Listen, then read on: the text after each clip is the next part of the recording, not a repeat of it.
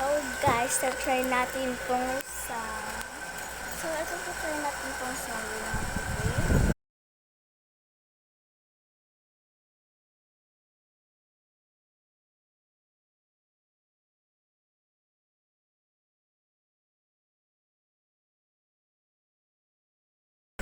Sikat daw pala yun. Tapos meron pa pala galing pala sa K-pop Demon Hunter, sabi nila. So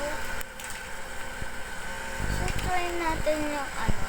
I think nakuha ko yung picture nila. Like, papakita ko sa kanya.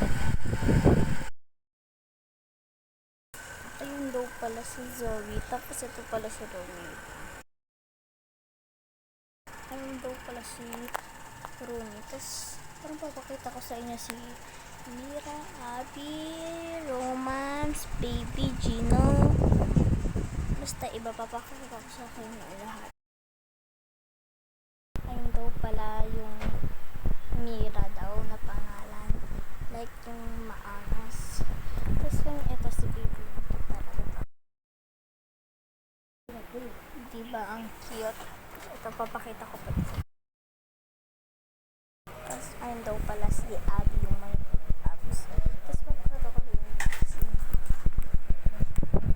Romance. Si Gino.